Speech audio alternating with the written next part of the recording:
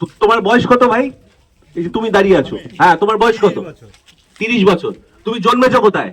জন্মেছে এই ভারতবর্ষের জমিনে। ভারতবর্ষের জমিতে জন্মে। তোমার বাবার নাম কি? হাসেন আলী গাজী। তোমার বাবা কোথায় জন্মেছে? এই ভারতবর্ষের জমিনে। তোমাকে কালকে এসে নির্বাচন কমিশন বলছে তুমি এই দেশের নাগরিক নয়, তুমি কোথায় যাবে এবার? এটা তো মেনে নেওয়া সম্ভব নয়, কারণ আমরা তো পূর্বপুরুষ ধরে এই সেই জায়গায় সেই জন্য আমাদেরকে এক সংগঠিত হয়ে লড়াই করতে হবে। যেরকম ভাবে আমরা মুভমেন্টের মধ্যে দিয়ে লড়াই করব, যে যখন কোর্টের সাহায্য নেওয়া হবে, কোর্টে তো আমরা আইনের সাহায্য নিয়ে মামলা করব, তাছাড়াও আমাদেরকে মুভমেন্টও করতে হবে। আমাদেরকে সবাইকে এক সংগঠিত হয়ে একত্রিত হয়ে লড়াইয়ে নামতে হবে। আলাদা করে কথা বাড়িয়ে তো সেরকম কোনো লাভ নেই, কিন্তু যেটা হচ্ছে 2058 জনের লিস্ট আমি দেখলাম, তালিকা। আমাকে যখন কালকে বলা হয়েছিল যে নন সিটিজেন, আমি প্রথমে কথাটা বুঝতে পারিনি। আমি বললাম ওদের হয়তো কিছু বুঝতে ভুল হচ্ছে, কিছু একটা কোনো একটা বোঝাবুঝির জায়গায় ভুল হয়েছে। অনেক জায়গায় আমরা দেখছি এসআইআর এর সময় যেখানে হচ্ছে নামের ভুলের জন্য তাদেরকে ডেকে পাঠাচ্ছে, নিশ্চয়ই সেটা যথেষ্ট হেনস্থা। নামের ভুলের জন্য ডেকে পাঠাচ্ছে, যাদের বাংলায় নাম ছিল তাদের ইংরেজিতে নাম করে দিচ্ছে, যা ইচ্ছে, মানে একদম তুগলকি আচরণ করছে কেন্দ্র সরকার। এবং সেখানে রাজ্য সরকারও যদিও কিছু করার নেই, সেখানে রাজ্য সরকারের জায়গাটাও খুব একটা যে খুব সাবলীল তাও বলা যায় না। এবং এরকম খবর আসে নানা রকম, আমরা টিভিতেও দেখতে পাচ্ছি। তারপরে আমাকে মানিকদা ফোন করে বলল সেদিনকে যে 1500 জন মানুষের, এখন তো দেখছি তারও বেশি, নন সিটিজেন বলে দিয়েছে। এটা কি সাংঘাতিক জায়গায় চলে গেছে, এটা ভাবার অভাবনীয়। নন সিটিজেন কাদেরকে বলে? নন সিটিজেন মানে হচ্ছে আপনারা কেউ ভারতীয় নন। নন সিটিজেন মানে কি করে কোন নির্বাচন কমিশন কি করে এই কথা বলতে পারে যে আপনি নন সিটিজেন? নির্বাচন কমিশনের সেই এখতিয়ারই নেই। এবং তখন এখন বোঝা যাচ্ছে, পরিষ্কার হচ্ছে, যেটা ওমার এক্ষুনি বলছিল, যে পুরো এসআইআর প্রক্রিয়াটাই হয়েছে যে আপনাদেরকে নন সিটিজেন হিসেবে চিহ্নিত করে, আপনাদেরকে যেরকম হিটলারের আমলে একটা আলাদা করে জুদেরকে আলাদা করে দেওয়া হয়েছিল, ঠিক সেই রকম ভাবে আপনাদেরকে নন সিটিজেন করে আপনাকে কোথায় পাঠিয়ে দেওয়া হবে, কি হবে, আপনার বাড়ির লোকেরা খবর পাবে না, হদিশ পাওয়া যাবে না। যতক্ষণ যখন এই নন সিটিজেন কথাটা বলছে, নন সিটিজেন মানে আপনি এই দেশের নাগরিক নই। আপনি এই তোমার বয়স কত ভাই? এই যে তুমি দাঁড়িয়ে আছো, হ্যাঁ তোমার বয়স কত? 30 বছর। তুমি জন্মেছো কোথায়? জন্মেছে এই ভারতবর্ষের জমিনে। ভারতবর্ষের জমিতে জন্মে। তোমার বাবার নাম কি? হাসেন আলী গাজী। তোমার বাবা কোথায় জন্মেছে? এই ভারতবর্ষের জমিনে। তোমাকে কালকে এসে নির্বাচন কমিশন বলছে তুমি এই দেশের নাগরিক নয়, তুমি কোথায় যাবে এবার? এটা তো মেনে নেওয়া সম্ভব নয়, কারণ আমরা তো পূর্বপুরুষ ধরে এই সেই জায়গায় সেই জন্য আমাদেরকে এক সংগঠিত হয়ে লড়াই করতে হবে। যেরকম ভাবে আমরা মুভমেন্টের মধ্যে দিয়ে লড়াই করব, যে যখন কোর্টের সাহায্য নেওয়া হবে, কোর্টে তো আমরা আইনের সাহায্য নিয়ে মামলা করব, তাছাড়াও আমাদেরকে মুভমেন্টও করতে হবে। আমাদেরকে সবাইকে এক সংগঠিত হয়ে একত্রিত হয়ে লড়াইয়ে নামতে হবে। এই লড়াই না নামলে আজকে তোমাকে চিহ্নিত করছে, কালকে ওকে করবে, পরশু ওনাকে করবে, তারপরে আমাকে করবে। কেউ এখানে একা বাঁচতে পারবে না। এখানে গুজরাট থেকে ঠিক হয়ে যাচ্ছে যে কারা বেশি ভারতীয়।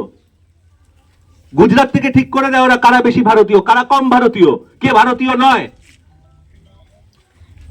এটা গুজরাট থেকে ঠিক হয়ে যাচ্ছে, এটা ইউপি থেকে ঠিক হয়ে যাচ্ছে যে কারা বেশি ভারতীয়। আমরা ভারতবর্ষের মাটির মানুষ নই? পশ্চিমবাংলা ভারতের স্বাধীনতার জন্য কিছু করেনি? মুসলমানরা ভারতের স্বাধীনতার জন্য কিছু করেনি? কোথায় ছিল গুজরাটিরা তখন? এত কথা বলতে চাই না, সেগুলো অন্যদিকে চলে যায়। তখন আমরা যে কারণে এসছি, সেই কথাটা হচ্ছে যে তোমাদেরকে যে নন সিটিজেন কথাটা বলা হয়েছে, এটা সম্পূর্ণভাবে আইন বহির্ভূত। এটার জন্য আমরা যত রকম ভাবে লড়াই করার করব, যে কোনো আদালতে, যে কোনো স্তরে, আদালতের, হাইকোর্টে, তার উপরে সুপ্রিম কোর্টে দরকার হলে যাব। শুধু সবাইকে একত্রিত থাকতে হবে।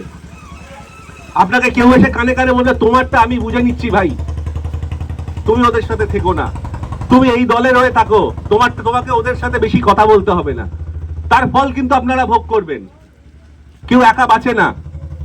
জঙ্গলে আগুন লাগলে সিংহ বাঁচে না। জঙ্গলে আগুন লাগলে বাকি পশু পাখিদের মতো সিংহও মরে।